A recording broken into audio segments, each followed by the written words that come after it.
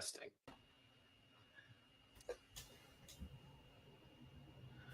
Good evening, everybody. Welcome to SCA Coach's Corner. We have a great episode for you tonight. Tonight, we're going to go through and start working, or get back to working through where we left off when we were working through the Book of Five Rings. We're partway through the Book of Water, and tonight we're going to keep up with that and continue on.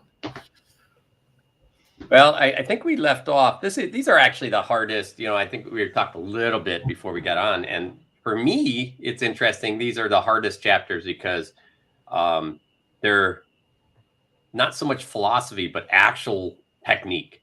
And it's kind of funny because Bess loves these. Yeah. Because there's no woo-woo around it. It's like he's telling you what to do. And we're going to cover the kind of between the two books. There's a significant difference. So we're going to make sure we continue doing that. And just try to cut through it. The first couple are actually, we can recognize these things that he talks about within what we do, either in one of the books or the other. And we're going to kind of continue that. And then at some point, maybe we'll get through this chapter or this book and into the next book.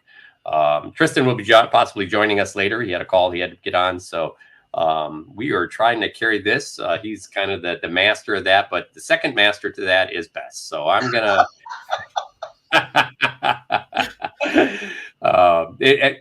for me, the funny part is I think when we first got Bess, when I was like, Bess, come on this show, she's like, what? I don't even like this stuff.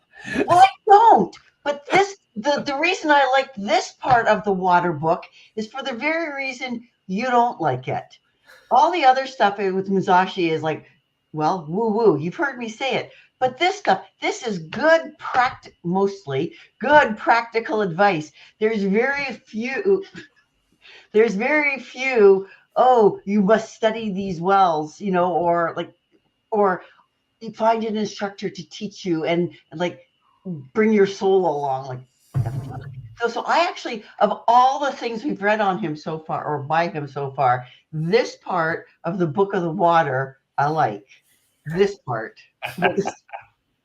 All right, so let's go ahead. And first, I'd welcome everyone for coming on the show, essentially tuning us in.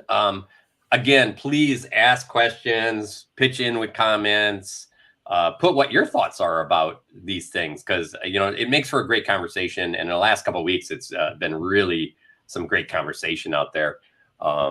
And there's definitely, everybody comes out with a slightly different opinion in these kind of comments, because it's a little bit like we've talked before. It's kind of like a little bit like the horoscope. You read into it what you want to sometimes. And so I'd love to hear some other people's comments, because you might come up with something that's like, oh yeah, that's exactly what it means. So please shoot them out there. And I look forward to kind of getting a little bit of involvement from everyone. I know usually these shows are a little bit smaller, but they're interesting subjects. And I think the book and the interpretation changes all the time, depending on the level of fighter you become and more understanding of the activity you do. So, all right, let's go ahead and read the next one. I think Bess is going to read it from the older book. Okay, so I think we're starting off with, did we start off with attitude, no attitude, or did we go right into to hit the enemy in one timing? I think we're on attitude, no attitude was where we had left off. Okay. Remember how so this is actually an interesting one, because he's talking, when Musashi's talking in this, especially in this, we can directly apply the terms and things that he's talking about to a great sword, bastard sword, depending on how you want to phrase it, and very likely pole, although as I don't really fight pole, but he gives concrete practical advice. So as you hold the sword, it must be in such a way that it is easy to cut the enemy well in accordance with the situation, the place, and your relation to the enemy. From the upper attitude, so from an upper quadrant, I roll my eyes, but okay, an upper quadrant. As your spirit lessens, you can adopt the middle attitude. And from the middle attitude, you can raise the sword a little in your technique and then adopt the upper attitude. Dude, be up, be down. But he is giving practical advice on how and what to do with it. And I think when you're looking at these various chapters, if you were to take what he says, as I did because I had to prepare because it's Musashi. You grab a sword and you stand there and you see what he's talking about and you're making the motions with it. You're like, what of a bitch? This stuff actually, this Grandmaster's book actually works. Musashi knew what the hell he was talking about. Who could have expected that? So to that extent, I think that it's like when we're talking about the physical aspects of it, and if you're wondering, that is on page 25 of this book. So then they go on to, he goes on to describe more parts of it.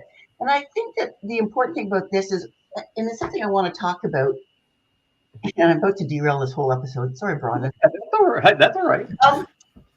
You know how when you first start fighting in the SCA, we teach you have to do this or you have to that. There are schools or philosophies. Your group has a philosophy towards fighting, whether you know it or not. I have to wonder when Musashi is talking, if it's all the Japanese guys, they all stand in the same way, they all move the same way. So the book works against people who are doing the Japanese style at the time. I am curious to see, so if anybody's doing this like little experiment at home, people who would be taking the Musashi stance and techniques, using them against somebody in the SCA who has the SCA philosophy about movement and stance and how we hold a sword and what we do with it. Now, some things, of course, Musashi does talk about in the book. He's like, hit the hands. We're the SCA. Don't hit the hands. Don't do that. But I would be really curious. So if like anybody watching or anybody does that, if you've tried to do a compare and contrast Musashi to SCA, I would love to hear about it today as we're talking. So please feel free to drop comments in. Sorry, that was my little derail. That's all right. So it's interesting because Musashi also talks about schools, because Japanese had many different schools. So he talked about schools in other parts of the books where they use jumping techniques, where they are long, they use long swords, or they use short swords, or they do all these different schools had specific things they did. And his philosophy is his way was the way that would defeat all these schools, right? And, fundamentally, he had his own school of thought as well, just like any teacher has. He broadened his out in a way that, I think he broadened his so that people could learn a little bit outside his school, not quite to the modern day, because Japan had an issue in that time frame already that they weren't catching up to what Europe was doing. And that actually set them way back in warfare for a long, long time. And they had to fix some of that. And there are Japanese, and I forget the name of the Japanese art that, went from really traditional style, kendo style martial arts or sword work or aikido or any of those types to something they used in World War II to make it more flexible in real combat. And there's another Japanese art that does that.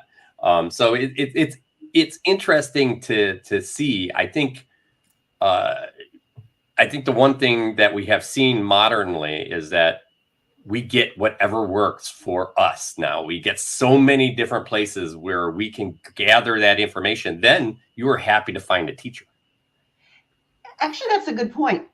It's almost like the old days of the SCA where, you had your little group. We didn't have anything online and people had to travel really far to learn new ways.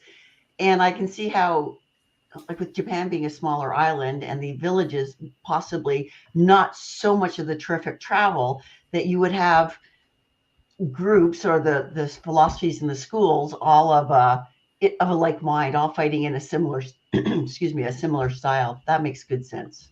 And also, you had a scenario where not everybody is even allowed to learn or participate in a circle. So just like women in the early days of the SCA.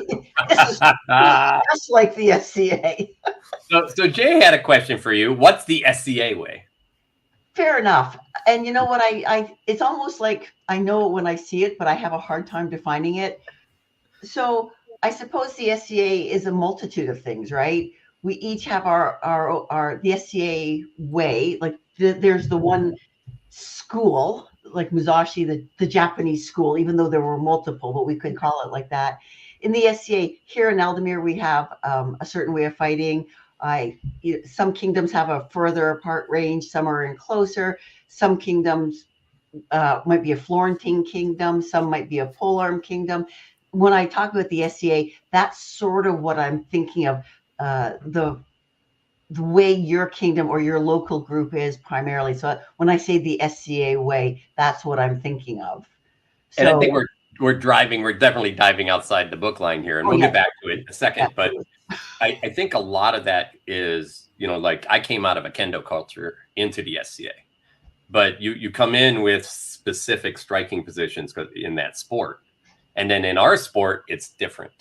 In Musashi's time, now we're talking life and death. That's completely different. Yeah.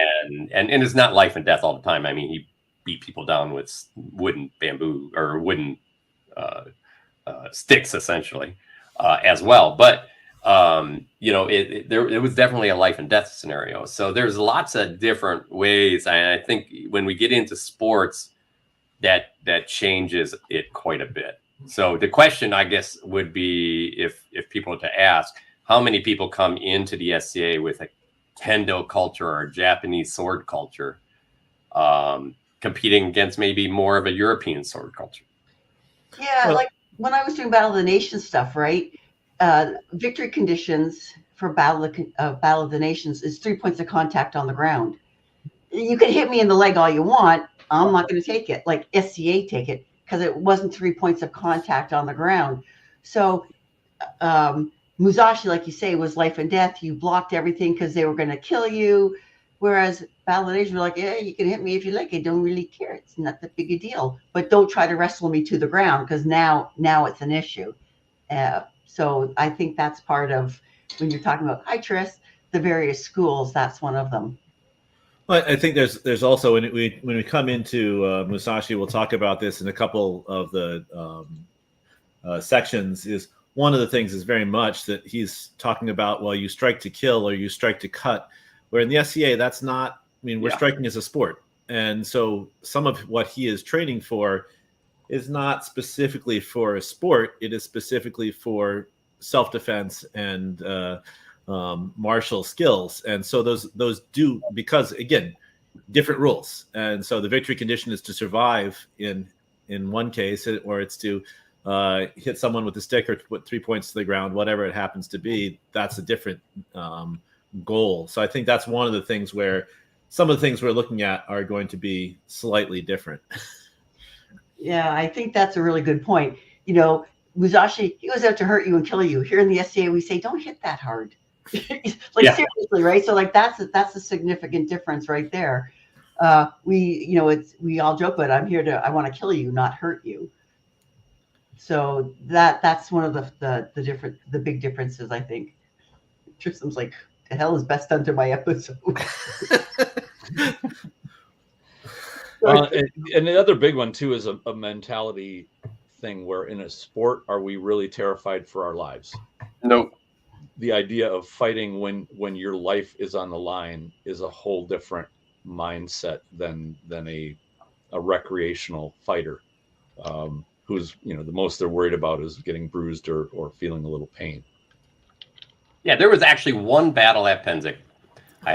It was the first time, and I was watching it, and it's like you could smell burning rattan through the whole battle. It was all the champions together on a bridge, and there was knee injury after knee injury on that bridge because of the charges people were doing and such.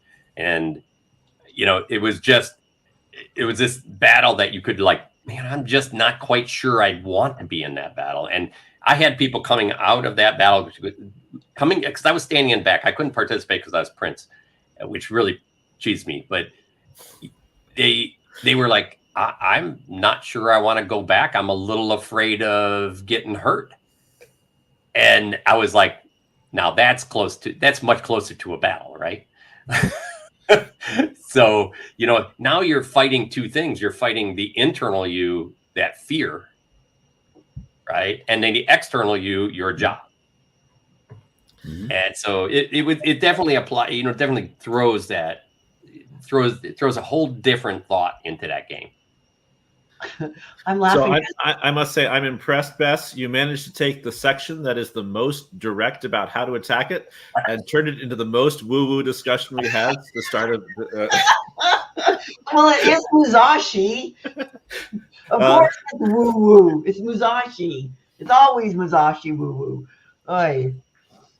Although I got to say, when I first saw Battle of the Nations, the first thing I thought was, this is so lifelike. People get hurt. I really want to do it. My first thing, how can I be involved in it? Oops. Not a delicate flower here, folks. All right, let's get back to the topic, the first topic that we somehow got out of. It's not that I best it. So we were on having a position without a position. And so this comes immediately after talking about 5 specific guards. And so it talks about an upper, a lower, a middle, a right, and a left guard. And this is a lot. And to me, this is a lot about saying, well, none of them are static guards. You don't just stand there in one of those positions. You move through them, you move between them, you change between them. And so for me, when I looked at that section, a lot of it was really, you don't stop, and you adjust your guard. You don't have a static guard that you take out against everyone exactly the same way. And that's kind of what I got from this section. Yeah, and that again is one of the differences for the SCA, right? Like we teach somebody, here's your guard position. This is what you return to every time. You don't want to get out of this. We don't teach that sort of, or we have not in the past taught people to be fluid with different guards or different stances. It's changing, but that's one of the things that, like, turns out Musashi was like in the forefront of this. Well, they had to live it, right? I mean, they had a lot more laying on. That was his job, fundamentally, right? Period solution to a period problem. Right. One of the things too that strikes me here, and this is, I guess, an observation I came at years ago, is that if you want to set somebody up via positioning, you need to move to do it. If you have a static position and you go from static to moving, you're giving away a huge tell. So what you really want to do is hide movement in movement. So if you're always moving, it's going to be harder to detect for your opponent to detect your setup than if you stay static and then go to move. So you're not giving away your desire to strike or your desire to move, or maybe you'd want to bait them with a false movement that way to call it out, to go from static to moving. But even a slight bit of weight shifting adds to the level of deception, or to the level of making your opponent watch you shift or move or adjust, wondering, is this the setup or is this something else? The more questions you make your opponent ask himself, trying to figure out what you're doing, the better off you have. Kind of going to that, the next one, which is, I think what you guys were talking about, was the striking down an opponent on a single beat, is setting up that one decisive action when you catch him wondering or questioning what you're doing and what he should do. That's your opportunity to take that seize the initiative and seize the momentum. Mm-hmm. Yeah, I would agree 100%. I mean, that's the idea, and we talk about this a lot, and that's the idea of instilling thought and in a person, and not just one thought, but multiple thoughts in a person's head, to make them constantly think about things. Sooner or later, they're thinking about you more than they're thinking about striking you, or defending you more than they're thinking about striking you. So, and then somewhere in there, either there's a part where you can catch, and this is the amazing part, how people can see and feel the time when maybe there's a pause in their thinking, and that's the time to execute, right? There's the failure point. Sometimes you actually have to create that pause yourself, which is another method of, maybe that's change of tempo or time. And so it's I think it's a really, interesting subject about, finding that place to strike them down. And again, I think that the key in this period is that finding that place where it's safe to strike them down for yourself, because we are talking life and death. It's interesting, Brannos. You just immediately slid into the next paragraph. Well, and before we jump to the next paragraph, I got one more thing that came to mind, and that is how many videos that we've seen of people posting themselves up fighting and say, hey, what could I be doing better? And the two that seem to come up the most for me anyway is watching somebody stand there in a static stance as their opponent walks up and hits them. They don't adjust the angle, they don't adjust distance, they keep their feet planted, and they just sit there and let the other person walk into range and start swinging. And the second one is the opposite role, where the two fighters start out at a distance and they just go plodding straight forward far enough to actually get into striking range and then swing. And to me, that's the same problem I think that we're discussing here, which is to not either not have movement for your opponent to have to take into account and to try to predict where you're going to be, or to have totally predictable movement, like a straight on walk up to your opponent. Your opponent can see that from a mile away. There's nothing changed. It's just a straight and linear approach, and it's very easy to predict. And by that point, all you're gambling on is to have a faster shot or a faster defense than your opponent. But gambling on your hands alone is a dangerous gamble. Your footwork should do more of the heavy lifting than your hand work.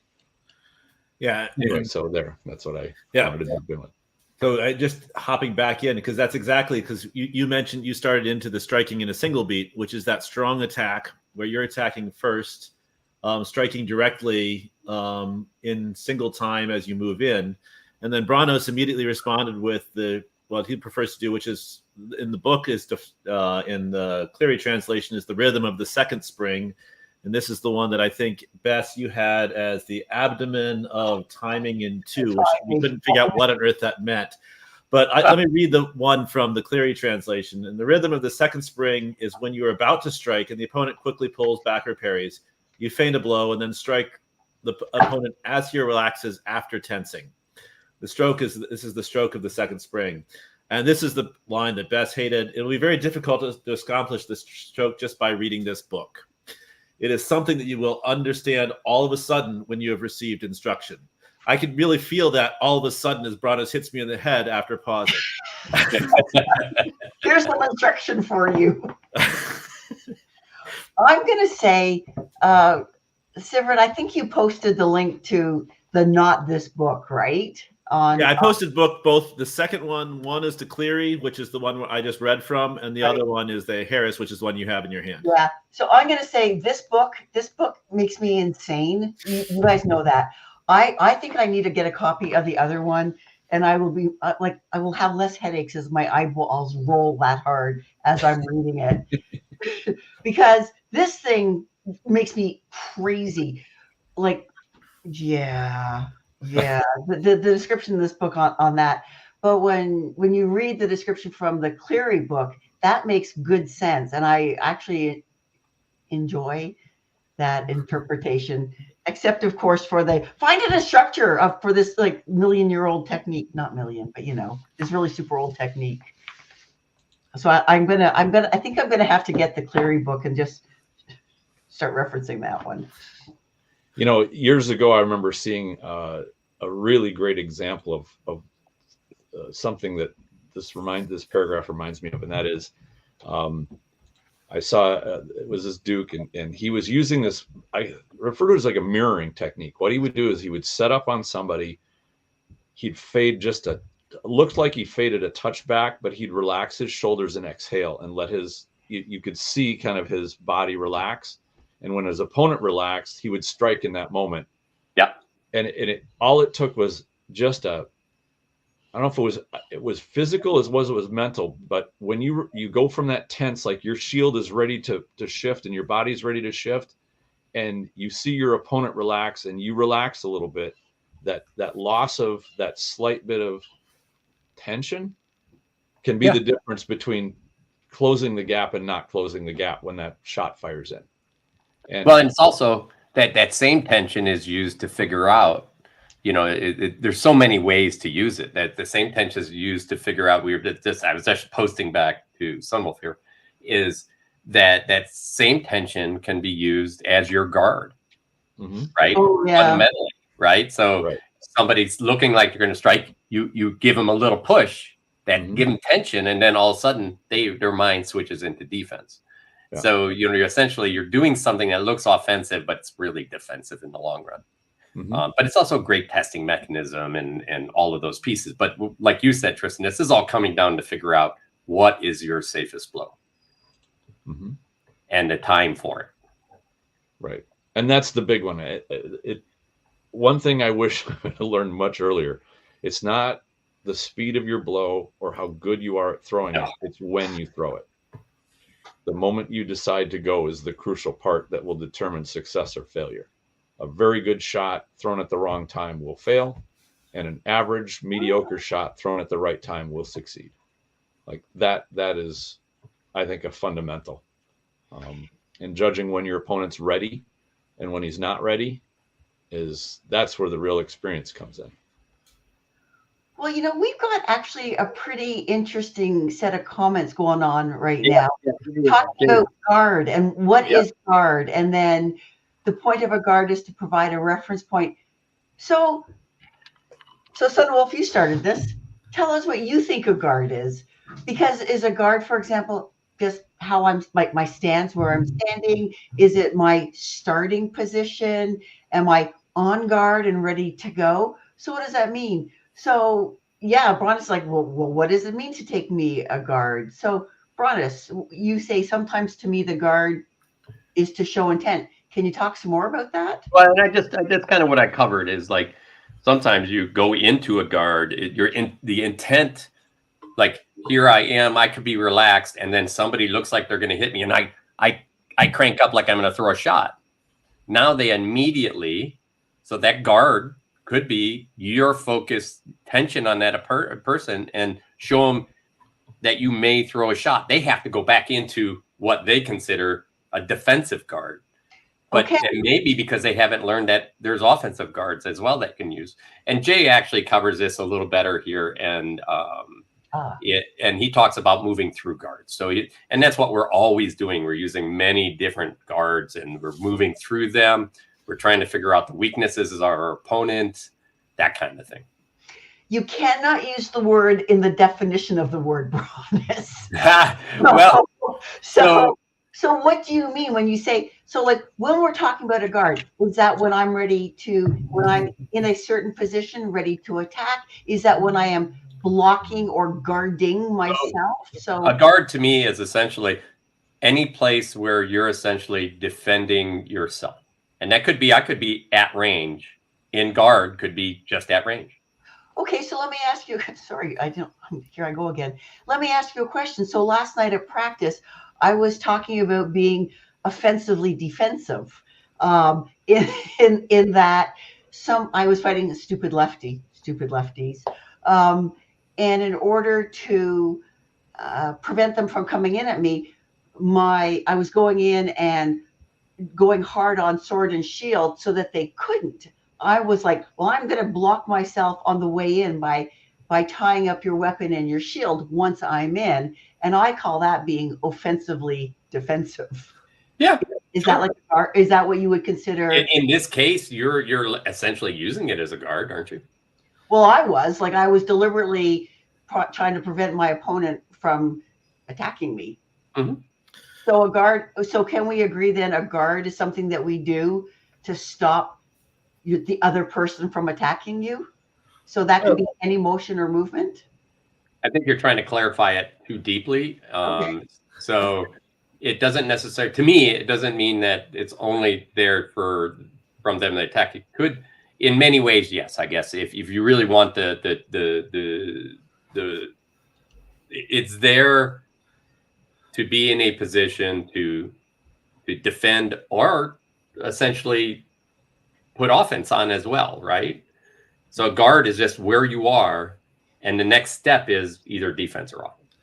Yeah, I think Jay also has another. He had a comment in here, which is it's a 0 point. It's also a pass-through point. He'd also mentioned earlier it's a point of reference. I think of it as a point of reference. So when I'm looking at the 133 guards or things like that, it's a place I find myself that I look at my fighting mindset. I've been in that position before, not intentionally sometimes, but I've been in that position. And so I find myself moving through that space, and it's a good point of reference to say, hey, this is a reasonable place to be in. You don't want to stand there and wait for them to hit you, but that's a reasonable place to be in because it covers certain targets, it defends certain targets and gives you certain attacks, but it doesn't necessarily, it's not that you're all of a sudden a tank when you're in a guard. Yeah. Gives a good reference point to go back to as well. And for new people, we teach guards because they need those reference points. And in Musashi, he had the 5. He was references, not specific. Okay, you're an A-frame or something like that. He just has the 5 sword positions that he starts in, and then guards are somewhere. Those are just, again, reference points to where he's moving from or moving through. One thing about guards that struck me as being helpful is a guard, whatever guard it is designed to make your opponent take the long route to get to you, to cut off the short routes for fast or quick shots and direct shots. And I really like Dukavec's description of how he uses guards to always make his opponent take a longer route, which is easier to see with whatever guard position that is. So that helps me, because when you talk about, okay, what's a guard position with great sword versus a sword and shield versus 2-weapon versus, whatever else you've got, they're going to be different. Even within a weapons form, they're going to be different, but they're tuned to, what is your guard versus a sword and shield lefty versus a sword and shield righty. They're going to be slightly different just to cut off those faster, the most dangerous fast attacks. All right, what's next? I mean, actually, before we go, I would say that's actually a nice discussion about guards, because we really don't talk about that much, and I think it's a real subject, right? And in fact, in the SCA, we don't talk about it that much. Nope. We maybe breeze through it. We breeze through guards like we breeze through footwork. Yeah. So, do you want me to read the next section, Bess, or do you want to read the next section? No, you do it. It'll hurt my head. All right, so I'll read it from the Cleary version. And this is the striking without thought and without form. When your opponent is going to strike and you are also going to strike, your body is on the offensive and your mind is also on the offensive. Your hands come spontaneously from space, striking with added speed and force. This is called striking without thought or form and is the most important stroke. The stroke is encountered time and time again and is something that needs to be learned well and refined in practice. So that learn it well there is right for you. And in the yes, but it's practical and good advice, and you can do it. And in the other translation, I'm just going to add a couple of things. It says, when your enemy attacks and you decide to attack, hit with your body and hit with your spirit and hit from the void with your hands. Yeah. So that's another way to put those same things, just to give it a couple of other words to look at and think about. Woo-woo words. You got to get the woo-woo words in there. Hit with your body and hit from the void. My hands. The striking without thought, I think, is something that everybody has experienced. When a glass falls off a table and you just lunge out and grab it without even, you don't mentally see, oh my God, that's going to be a bad thing to happen, and you make a mental decision. It's just your brain fires and your hand goes out and catches it. If you train enough with sword blows, you'll get to the point where you aren't thinking about it. And Bruce Lee talked about that. He's like, my fist hits all by itself. I don't make the decision. You shouldn't have to think about it. Right. Exactly. In fact, thinking about it slows you down. That's the problem with thinking about it. Right. We all have to have been there where at times we're like, how the hell did I do that? Did you guys see that? Did you guys see what I just did? I think that's an expression of the void. When you hit that, it's almost like you are an observer watching your body work. There's not a bunch of interaction of you micromanaging all your movements.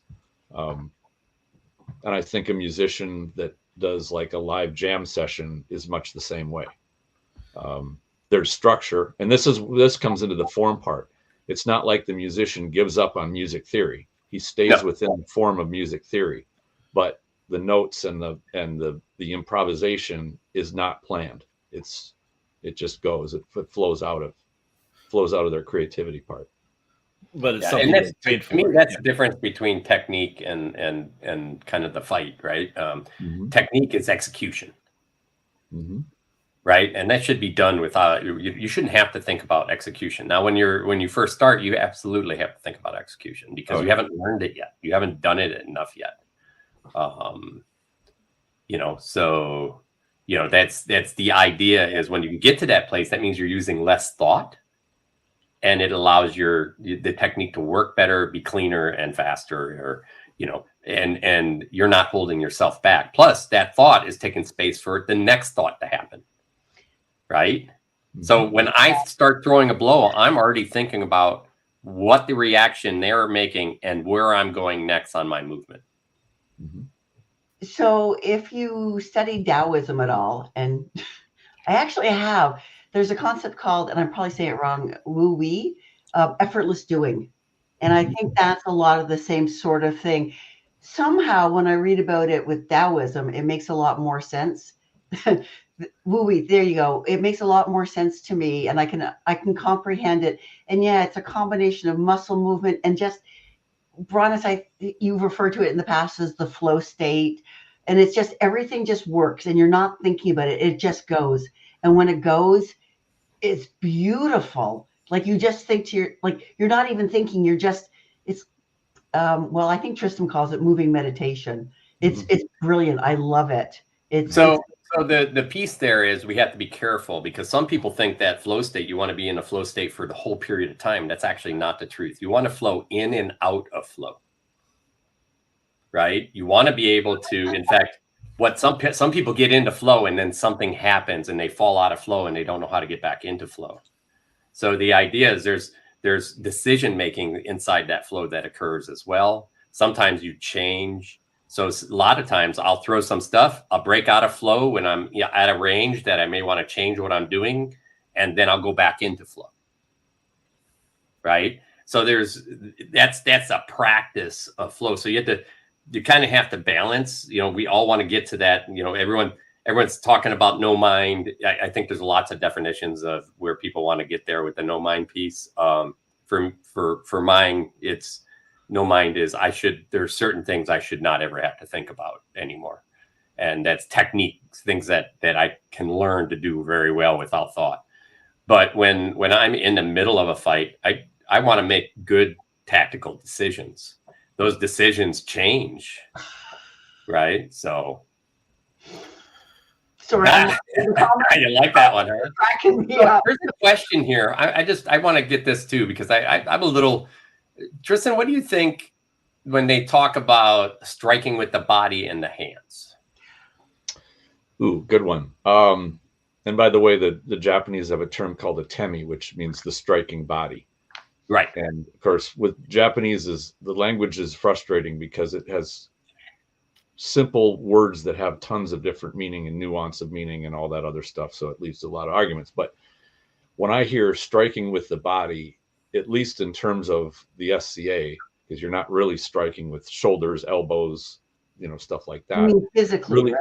Yeah, really what you want to do is use the power of your body moving to be the base of the power chain. Right. Kinetic chain. Yeah, the kinetic chain, exactly. So even though, and I mean, every one of us has felt this, the difference between a strong strike from a blow thrown from the shoulder and then somebody who's got a whole body behind it. It's an added level of power. Now, I think most people that started fighting and were thrown, they look and they see, the arm is throwing the sword and it's hitting the target. And they think they throw their arm and they don't move their body at all. There's no hip rotation. There's no legs. There's no other movement. And then they realize, wow, I can't quite hit hard enough consistently unless they're really strong. And so they learn, well, okay, well now how do we? And then they go, well, my arm's getting sore. My arm's tired. I I can only throw so many blows and then it's done. It's like, and then they're taught, oh, well, use the body behind it, use the hip rotation. And then it takes a lot of the stress off of the shoulders and the arms to be the power source. And you put the power source where you've got more and it's more efficient. So that's what I view as the hitting with the body. And as for muscle memory, it's programming your whole body to deliver blows with power from all the right places where that kinetic chain is intact all the way through. That's how I read it. It's actually interesting, though. Somewhere in the book, he also talks about striking with your body, like hitting, like chest. Yes. Yeah, okay. Yeah, that's about 5 paragraphs down. Oh, sorry. You add full body contact into the equation, and now you're talking about hip checks, knee shots. I mean, shoulder bumping, knocking somebody off balance. I mean, all that stuff is valid. All of that stuff counted, right? Even little pushing outs with your knees, just twisting somebody's knee out. Stepping on people's foot, rolling their ankles. I mean, all kinds of that stuff. Sure, because if someone's going to try to kill me, I'm going to actually kill me. I'm going to try to actually kill them. Back. I'm heel hooking them, reaping them, you name it. It's go time. You know what? If I can step on your foot and pin you in place, I'm going to do that. If I can hit you in the hands, I'm going to do that as well. Hard to hold. Fighting in the 80s. That's what we used to do in the 80s. God help us all. Yeah, exactly. Because stepping on the foot, not illegal, but you don't want to be doing it too much. It violates rule number 1. Yeah, exactly. Yeah. Well, so we have the next section here actually goes through, and I think this is what Bess really appreciated. This goes through 5 or 6 or 8 specific techniques. And so there is, the first one is the flowing water stroke. This is an interesting one. It's the flowing water stroke is used when you're toe-to-toe with an opponent. The opponent tries to pull away quickly, dodge or parry your sword quickly. What you should do is become expansive in body and mind and swing your sword from behind you in an utterly relaxed manner, as if there is some hesitation, and strike with a powerful stroke. So this is one type of stroke.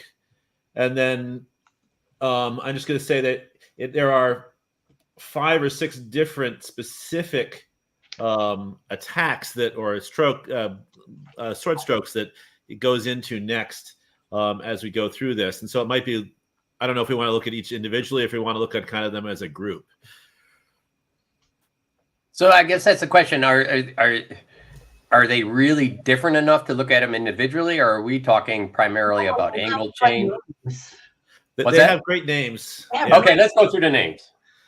All right, so there's the second one. So this was the flowing water stroke. The next one, depending on your let's see, there's no design, no conception in one, and the other one calls it the chance hit. Strike where you can. When you launch an offense and the opponent tries to stop or parry, you strike at his hands, feet with one stroke. So you're striking into a parry. The next one says a spark hit, or I'm trying to match exactly where we are. That would be fire and stone's cut. Stone cut, yeah. Which would be strike when your opponent's sword and yours are locked together. Strike as strongly as possible without raising your sword at all. One must strike quickly, exerting with the legs, torso, and hands. So when you're locked up, it's firing with your whole body rather than a swing, but it's just kind of like that short stick. Stick. Yeah. The next one is then red leaves or crimson foliage. And that's to knock the opponent's sword down and take the sword over. So you hit to knock the point down so that you can come in with an attack. The next one is the body in place of the sword, or the body instead of the sword. And this one, it says, let's see, in general, when you launch your offensive, your sword and your body are not launched simultaneously. Depending on your chances of striking the opponent, you first adopt an offensive posture with your body, and your sword strikes independently of your body. Sometimes you may strike with your sword without your body stirring. but generally the body goes on the offensive first, followed by the sword stroke. So this is disconnecting that, we were talking before, that grounding your shots in the ground. This is kind of saying, well, sometimes you need to disconnect them. So Rongvalder does this quite a bit. Oh, see, okay. Now I'm going to ask for it, 'cause in my mind I saw Kermit flailing around. So I'm going to tell Rongvalder you saw him flailing around. Thanks, you're a pal. So what is that actually then? Like, so have you ever seen Rongvalder move his body, but his sword stays and then he hits you? He does it all the time. Yeah. So he moves his body away from his sword. His sword just stays in place. You move with his body. That is one of my favorite fates that he throws. You throw it too, Brannos. So his sword stays as a lefty. His sword stays here. He moves over, and then his opponent would move with him. Yeah, wearing him. The natural response is to adjust to his body, and the sword, and you open a line up. You just open a line up. So you're here. He moves. You look. You follow him, and you just opened up a line for his sword where it is. Do you think that would work with right-handed fighters on right-handed fighters? Yes. Okay. I've done it. Coach's Corner is so valuable. So, I mean, I'm going to give you one of the simplest, and maybe this is overly simple, but here I am in guard, and I essentially do this. Oh. Yeah, okay. Right? So now I'm not moving my body necessarily, but I'm diverting my eyes. Is that what we used to call an eye fake? Yeah, some people call that an eye fake. So in the book, Musashi also talks about hitting people as they blink. See, I've heard Stephen Dresden is really good at that. Yeah, I used to throw when people. I used to try to time people when they either, for a while it was when they blink, and then other times it's when they took a breath out, because then they'd have to suck a breath back in to do something. Yeah, and that's so that particular one we were just talking about. Brannos also throws out a lot where he'll leave it behind. He'll step to the side, and I know from experience, having been hit by it, it works on a righty with a righty. Note to self. So the next one in the list here is then striking and hitting, or cutting and slashing, depending on which translation you're in. And in this case, he says, by striking and hitting, I mean two different things. The sense of striking is whatever stroke you employ makes a deliberate and certain strike. Hitting means something like running into somebody. Even if you hit an opponent so hard that he dies on the spot, this is a hit. It's a strike is when you consciously and deliberately strike the blow you intend to strike. This requires examination and reflection. This sounds to me like Brannos talking about no slop pool.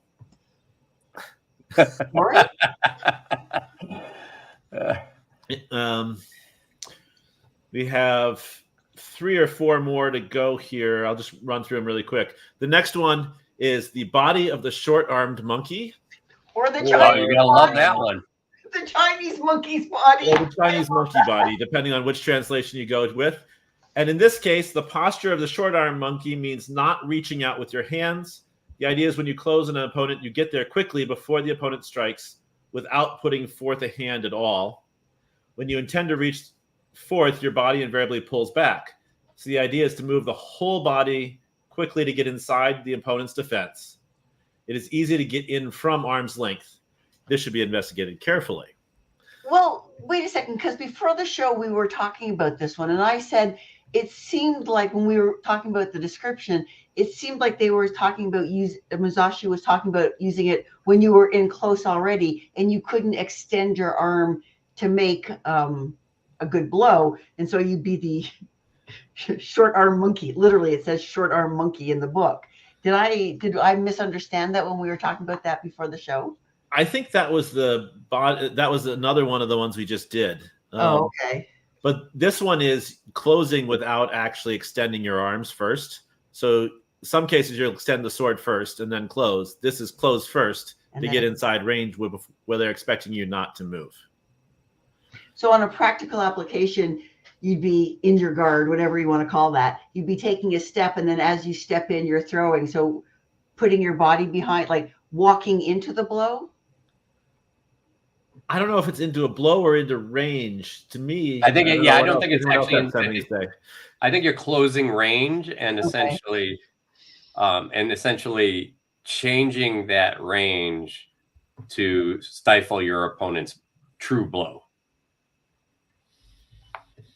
Okay. So this is really then when you come into arm's reach, it will become easy to move your body in. Okay. So I guess it's just a way of closing in tighter. Yeah. Well, and sometimes you can, I mean, it's obviously if this was, if I had to translate it, it'd be a lot of like what you talk about doing with tall boxers and getting inside long arms, right? Because then it's harder to throw a blow where smaller people can throw those blows in there with more power. I used to do the same thing on Havard. I had to actually change it because I would usually flow behind somebody's shield as a defensive position where I could breathe and I could rest.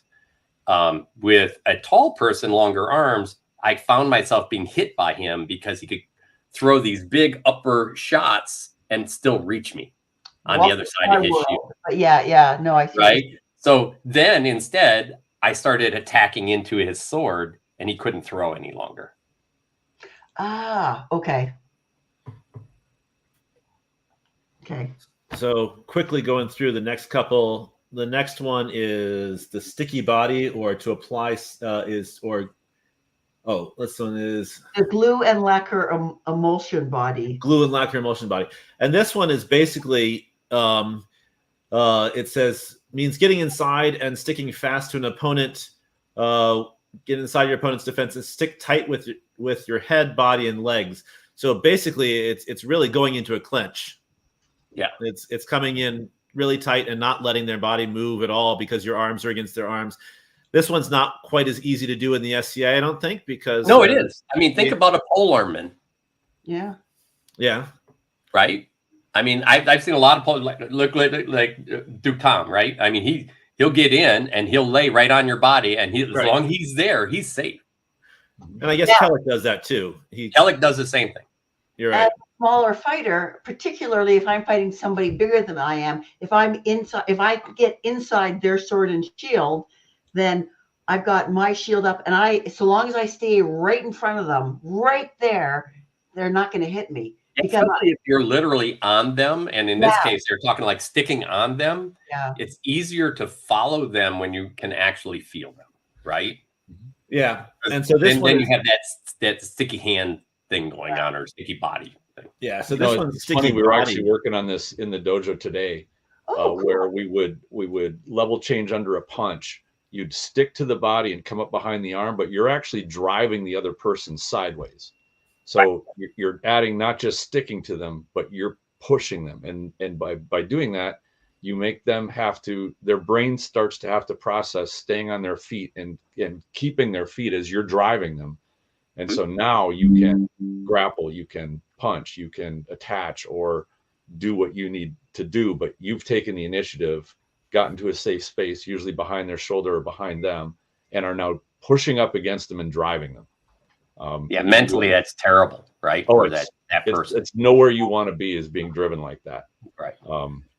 But yeah, not quite legal in the SCA. Yeah, and then like Jay says, he does that same. And two sword is another great. Longsword is another great example of that. I've seen some two sword people, but yeah, you're keeping that contact and then you essentially break that contact when you want to throw something because you're controlling the range at that point, right? Mm-hmm.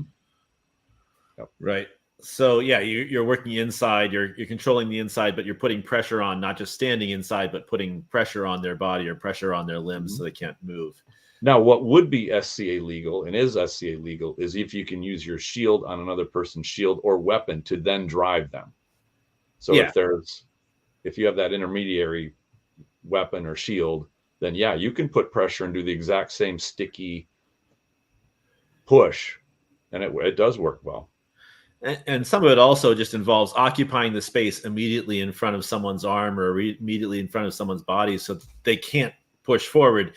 You're not pushing into them, but they're trying to occupy the same space you're already in.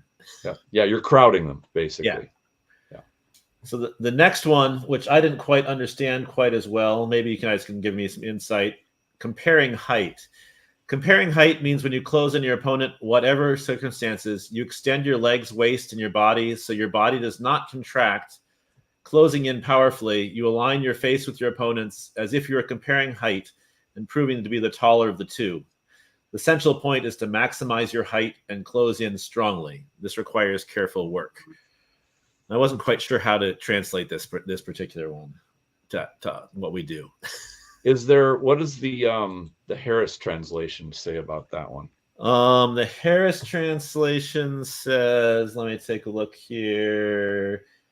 It is to strive for height is meant when you close with the enemy to strive with him for superior height without cringing.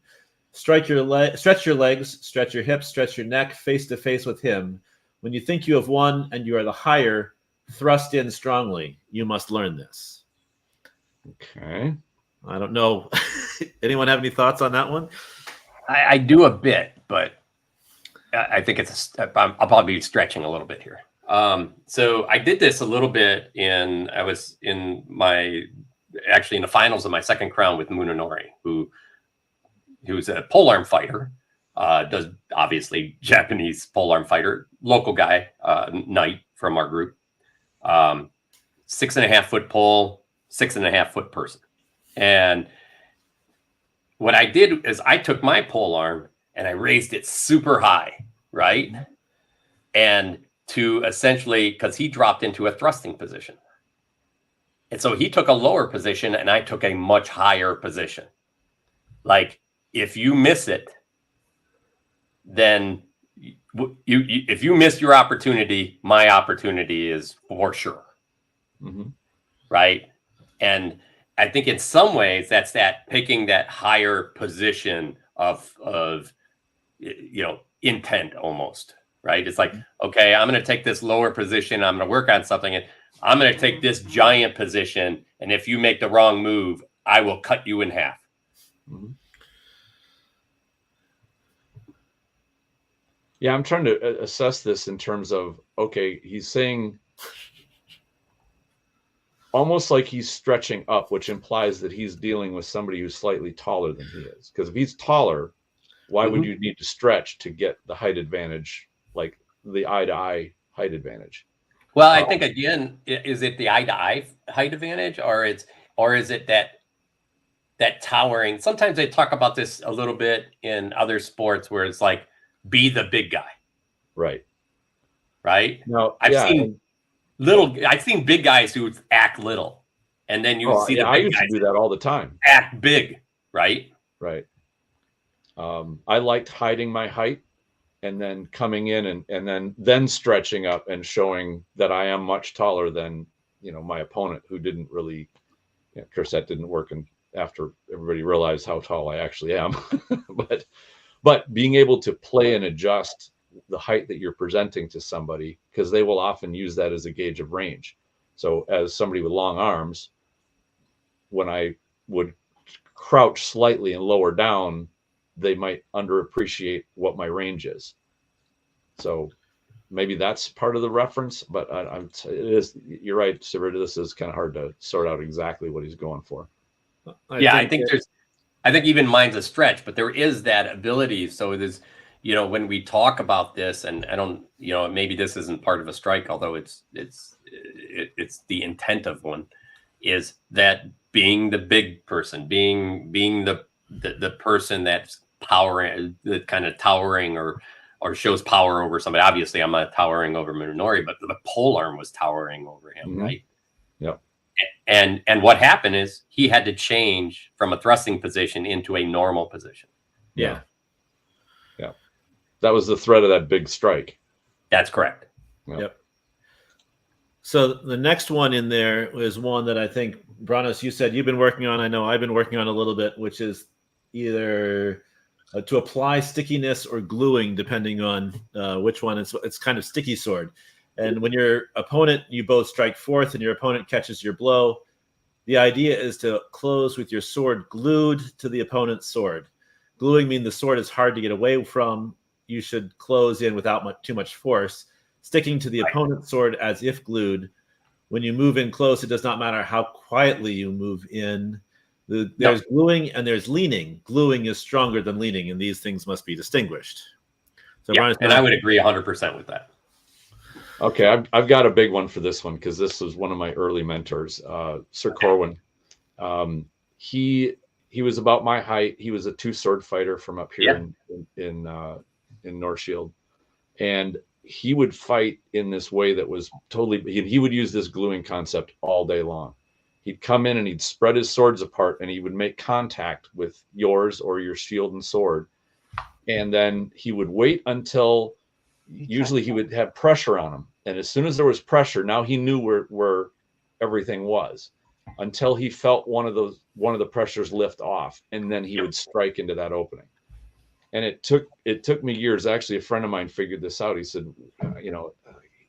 Corwin's style is unlike anybody else's. Why is that?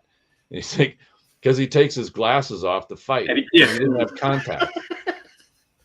So he literally was fighting Braille. Yeah. He would do it by touch, not by what he could see. Wow. And I remember the day that he got contacts and fought for the first time. He's like, I can see all this stuff now. And it was years. Like he went to the Final Four Mid-Realm Crown before he got contacts. And he did everything by touch. It's almost like fighting a blind guy. When he got his contacts, he got better because I'm quite nearsighted and I fight without my glasses. Mm-hmm. And I swear to God that if I saw what was going on, like Brannos says, I wait for a blink. I'm like, I can't see a blink. So I'm wondering if when he got his contacts, it was almost like too much sensory stuff coming in at him. He's like, what the hell? People are doing all this. It would be like starting all over again in some respects. Yeah, I remember him remarking that things changed quite a bit, but by that point, he had built up such a solid repertoire of skill based on, what worked for him, and so he seemed to keep with it for the most part. But I'd have to talk with him to hear all the little adjustments he made to take advantage of his vision. But I just thought it was fascinating of somebody that was nearsighted enough that he used touch. And none of us noticed it really until it took some time to realize like what the hell he was really doing. That's cool. I talked to somebody else that did that, and they had the issue they had is they started blinking when people were throwing. So it never had a problem. Contacts. Then they got flinchy. Okay. Yeah. So they had to work through the flinch. It's interesting, the gluing. I found it's amazing how much you can close. Then you have to figure out what to do once you're closed, though. And so that's the next step. Is it gives you an opportunity, right? But it doesn't necessarily. It's not an end by itself. It's a way to gain an opening or gain control. And we were talking about this before. It's also a way to apply pressure. That's a different kind of pressure than movement pressure. Mm-hmm.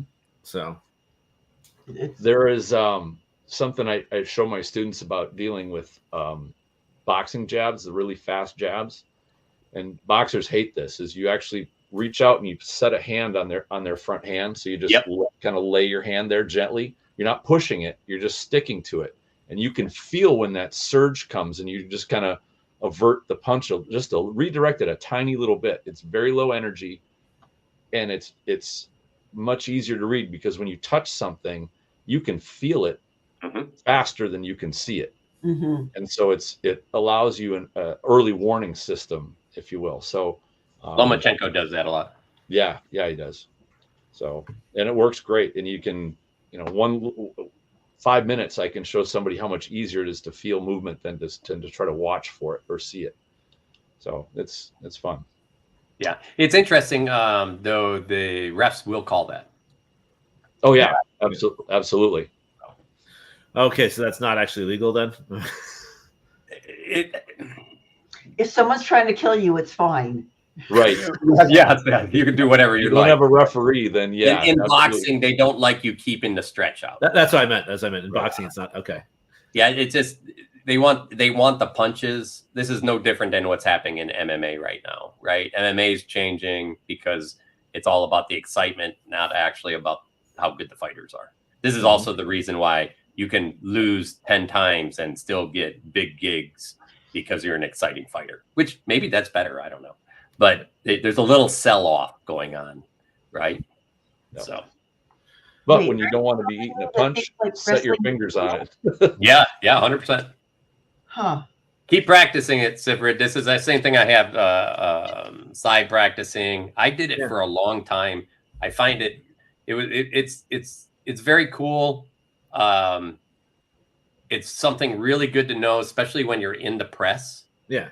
Right? Because I mean, this is Kellick does this all day long, right? And he's just looking for the weakness in your guard to then throw something through it.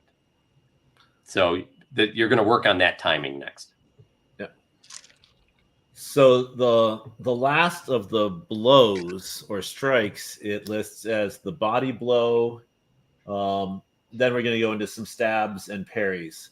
So the body blow is when you close in on your opponent's side and hit him with your body. So this is not an SCA legal shot here, but you're turning your face slightly to the side and thrusting your left shoulder forward. You hit him in the chest with your shoulder.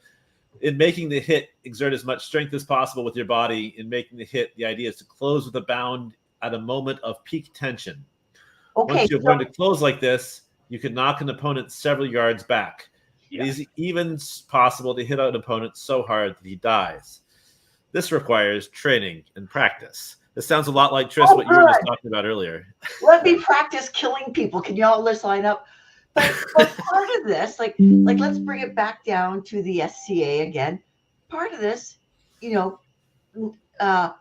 maybe in melee, say on a bridge, but not against me because I'm little, but against a big guy. Because if you're trying to punch through a shield, you can't practice hitting a shield and stopping. You've got to practice going through. You got to practice moving somebody, right? So this is one of the things that ways that could apply, say, to an SCA melee, because we all know we're here for melee. Yes. Well, and I'll add this one too. It's similar to the point earlier.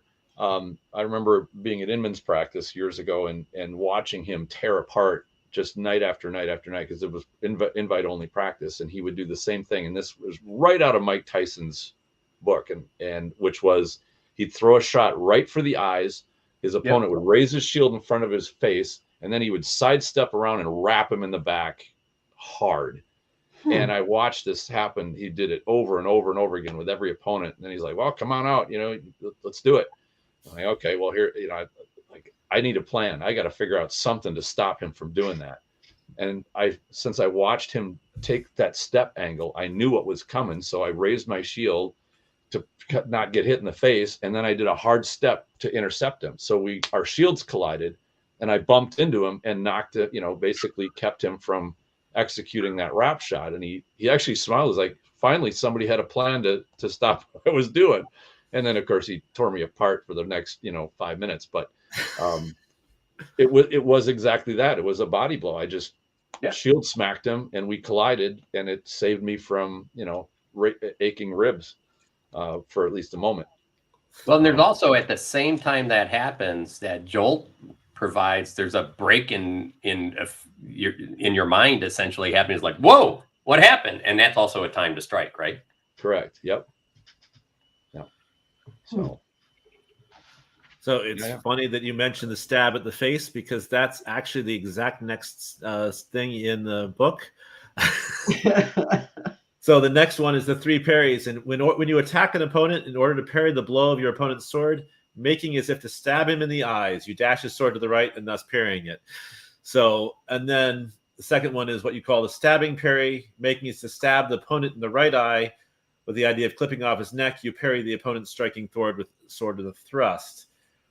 And then the third one is when an opponent strikes and you close with a shorter sword, without paying so much attention to the parrying sword, you close and hit your opponent in the face with your left hand. I'm not sure how good that one is, but we'll try the other two. Any thoughts on those ones? I recall reading somewhere, and maybe this was inaccurate, but what I read was that he would only face a single opponent with a single sword.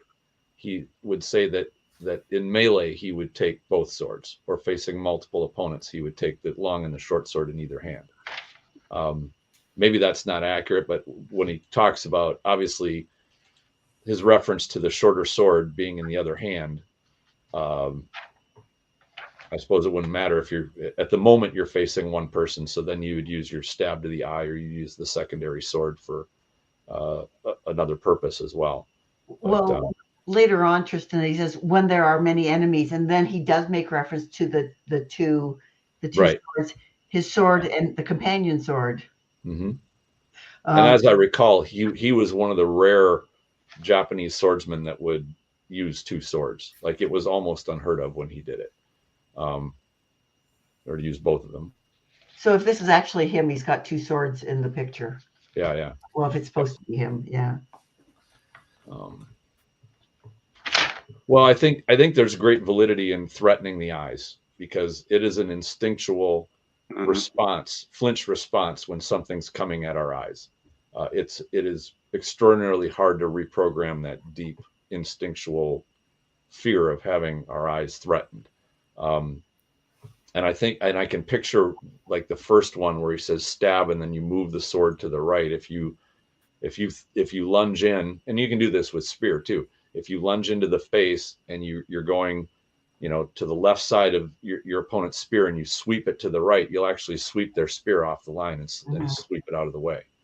And, a two-handed sword would work, much, or any sword really would work much the same way. Yeah. And the next line here is actually stabbing at the face. And he says exactly the same thing you just said. Okay. Which is, it is essential to keep thinking of a stabbing in the face with the tip of your sword in intervals between between the opponent's sword and your own blows. He will try to get his face and body out of the way, and when you can get your opponent to shrink away. Uh-oh. Yeah. I'm back for a second, but I seem to have blinked out. So just for a second. Keep going. Turn it over to someone else. When you get your opponent to shrink away, there are various advantages which you can avail yourself to win. It was funny. I had an instructor years ago, and he would do this thing where he would do a demonstration, and you'd be standing just outside a punching range, and he'd reach his hand in his gi, and then he'd flick his fingers at you as though he was flicking water at your face, and everybody would flinch. It was just a cell of, he reached in to grab something, and he's now throwing it at your eyes, and he would elicit that flinch response. And I think from somebody who had nothing in his hands, it was a compelling demo. Now imagine a sword, or who knows what could be flying at your face, a weapon. You're going to elicit a response, and that created that opportunity. That's cool. Okay. So where are we next? All right. So really quickly, the next two, one is the cry. A cry or a shout when you launch an attack to an opponent, and the opponent also strikes back. Coming up from below is to stab your opponent. You strike a counter blow. In any case, you strike with a cry and a shout in a rapid succession. The idea is to thrust upward with a cry, then strike with a shout. So using vocal part of your attack, not just an attack without any vocalization. So is that the to scold tut tut chapter in this book? The scold tut tut sounds just so quaint compared to screaming. Yeah. You're right. But again, is martial arts as part of to build power, isn't it? The kai or ki or whatever. Ki. Yep. Ki. That's it. It's interesting in that there was a book by I think this was Dave Grossman who wrote about the major impact of firearms to combat was not the bullet, it was the sound. That really loud crack and the booms of cannons and things like that would cause fear. I think that is a big part of what the cry and the shout are. It's meant to invoke fear and hesitation, especially if you talk about people that are fighting for their lives and are worried they're going to die. Hearing a shriek or a shout or something like that, it creates a mental, it's like a blow to your mental state of mind to hear that. And I've also heard it's ki eyes are to remind yourself to breathe, because when you ki, you exhale and then you have to inhale again. Right. It also releases tension in your body. Yes. Yeah. Because you're allowing all the air to come out. The ki allows all the air to come out of your body instead of just a little bit, or what a normal breath is. I used to do this not only in martial arts, but also in the SCA all the time. And, you know, it's what happens in that is sometimes I'll still do it. I'll be in the fight and I'll be like, hey! And right. I mean, and then all of a sudden they'd be like, oh, what? You know, it's like they get this shock. Right. Yep. And because, you know, as soon as you make a noise, it surprises people sometimes. And that surprise is enough to throw that mindset right out the window. Yeah. So, and it 100% so that it can be a piercing, like terrifying sound of their call it a shout or a ki or a, you know, something like that. Yeah. So there's actually a whole martial art, Japanese martial art dedicated to that. Of course there is. I know they have like martial art. They got one for everything. Right? So, but it's no different than in melee when you're running up on the side of somebody. Oh, when you're I can run up on the side and they never hear me and they turn, and oftentimes they'll just fight you when they realize you're there. But if I could be 10 feet away and yell at them, and they'll be like, you know. But I would venture to say with this one, now this is for single, like we're talking singles, but if you listen to or watch videos of melees at Pensick, those battles are freaking loud. It never sounds that loud when I'm in them, but when I'm watching them from the sidelines. So I think if people were to scold tut in a big battle, for example, it would also people coming into the battle or reserves, whatever you would have back there. I think that would be mentally disconcerting to them as well, because there's all this god awful screaming happening, sounding along with the screams of the actual dying. But I think that could be quite terrifying, like quite terrifying. Yeah. In fact, Jay asked this one, like a haka. And I think if you're referring to the Japanese practice of building strong ki-eyes, I've never seen how they practice. I don't think it's more of the haka dance type thing, right. But yes, it is meant to terrify opponents. And, you know, I think the haka is kind of a higher expression of it, because you've got the whole chanting team doing the same screams and shouts and the whole deal. So, but I think the principle is exactly the same. Yeah. So Rungvoller, I think, actually talks about this here, the difference between the two, between the cry and the shout, right? You know, the cry being somebody, you know, maybe that's me. It's like, hey, and then throw, right? It's that literally surprise throw in that weakness, right? And then the other is, hey, all at one time, allowing all of that energy to flow out of you. All you need is that moment hesitation. And if a little sound at the right moment is enough to cause that hesitation, then there you go. Yep. Yeah. Although, Brannos, I have to say, if I was in a fight and I heard, because you know helms are like this, right? Nobody ever hears anything.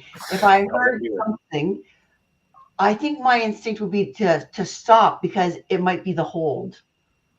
And no, but like in all seriousness, like if I thought that there was not a safety issue, like there's nobody around, like I could see that there's nobody around. But I think that if I was to be fighting in a fight and my opponent yelled something, and if I wasn't certain what it is, because like hi is a sound, right? Like I've misheard it. But usually what happens is, like, if I'll still do this to people, is I'll make quick moves to the inside and be like, hey, right? And what's happening in their head is like, what?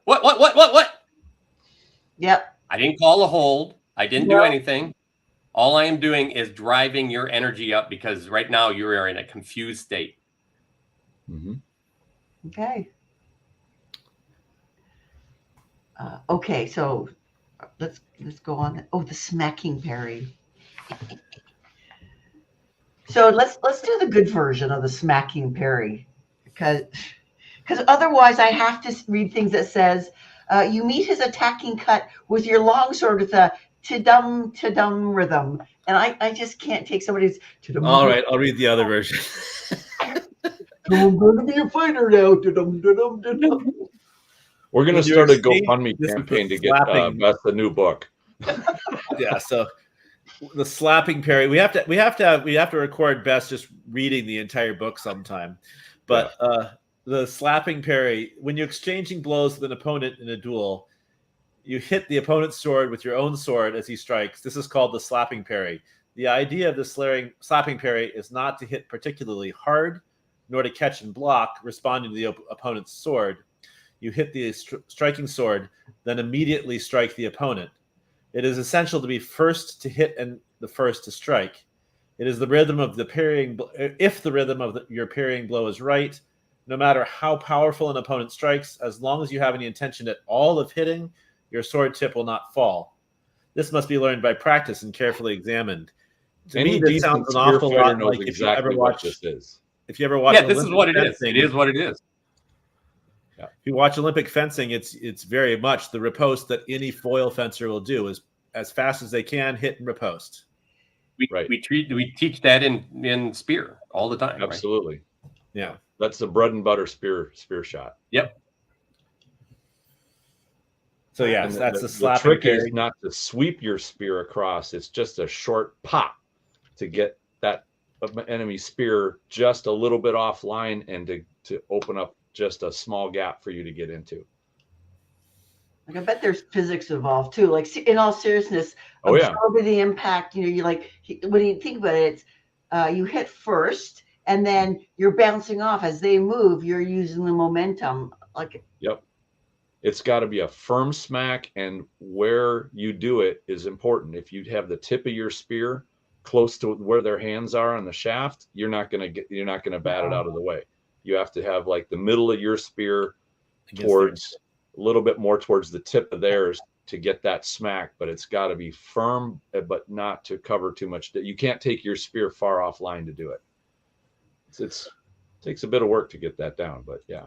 That's the trick. Don't take the point offline. Yep. Yeah.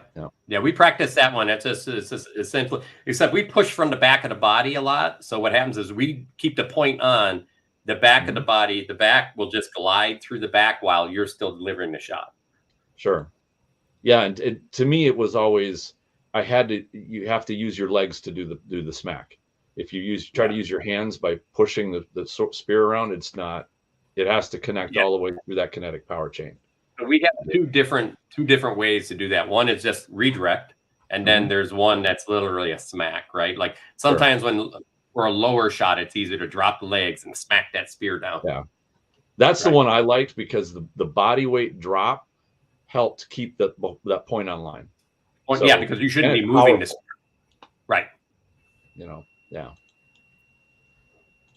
So surprisingly, that gets us to the end of all of the individual attacks of a one-on-one fights. And so I don't know if there's any comments or thoughts. We're coming close to time, but if there's comments or thoughts about that entire group of attacks, that is his kind of list of all the different kinds of attacks. Okay. Yeah, maybe this is a good pause point. We can pick up the next episode at the standing against many opponents. Well, the next episode only has there's only like 5 more paragraphs, but we can make an episode last 5 paragraphs pretty easily. I think we just did. I don't know. And we can translate into the fire or transition into the fire book too. Yeah. Yeah, maybe what we'll do is we'll take a look at the last 5 paragraphs, try to kind of burn through those, and then our next episode will be named the fire episode, since we'll be probably covering that a lot more. Or what the void, either one, because we started with ground, right? Yep. If I remember right. And then we went to water, so that leaves fire, void, wind. I'd have to look at what's in which chapter for us to pick probably the next most interesting one. As I remember, there was one that just really wasn't applicable. There is one that I don't know if fits a lot. So we'll have a look at it. So is he missing any strikes or any attacks or any styles of attack? I think the master's pretty good. Yeah. I think for two-handed sword, and this is one thing, when I started fighting, I remember being really intrigued with the two-handed sword. I was really into the Japanese thing when I first started the SCA, and boy, it took me, and I mentioned this in the last episode too or in the previous this one, which is two-handed sword is very harsh. It is a difficult to even be competent with weapon style. It's unforgiving. And it would not be the one I would recommend new people pick up, just because you're going to get really banged up.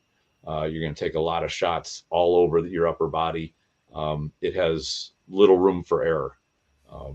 And that includes now granted, if you're up for harsh lessons, it will teach you range. It will teach you commitment. It'll teach you reading an opponent's body. Timing.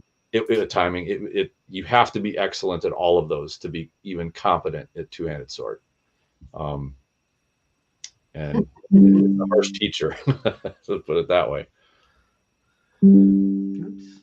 Sorry, guys. Anyway, yeah, and it's interesting. Again, a lot of this depends on types of armor, and and also, I mean, there was in certain ways, even though it's life and death, there's a level of honor in any systems, Japanese, European, that you had to still live by that code, right? Mm-hmm. And of course, when you get down to to you don't have any other reason to do it. I mean, you look at the medieval culture. The idea was, well, this 12th century. In that period, let's not kill our opponent or other nobles, right? But it happens, right? So by mistake and be purposeful. But the idea is there's a certain code that happens in that, and it's the same thing in the Japanese culture, that they live by that code, right? So you could kill somebody, you could win, but still really kind of lose because of the way you did it. Mm-hmm. So there's a certain state that you have to be careful, and in the SCA, it's kind of the same way. We had to live by a certain code, but armor made a tremendous amount of difference. The sword type made a tremendous amount of difference. If you look at Japanese swords, early Japanese foot swords were almost all straight. And it wasn't until later, when they were on horseback, that the curved sword started being more popular, and then changed that culture's sword style. So, all of those things make a difference. So there's a lot of cultural things. There's a lot of, in this case, they went from foot to horseback, and a straight sword stuck on things, where a curved sword sliced through things. Yeah. So, it's in our sport, you kind of have to play. I have seen people bring kendo into it, and a lot of kendo style, and I've seen people bring medieval style into it. It just, a lot of that just depends. It really comes down to practice on both. And understanding your distance, your timing, your range, and all the things that a lot of the things we just talked about, right? Mm-hmm. So. All right. Yeah, right at it. All right. So I think we're right on time. I don't know how that happened. Never happened. So we got a couple of episodes still lined up that we're trying to put together. So I'm going to try to get those put together, and then we'll be building out our next list for the next couple of months.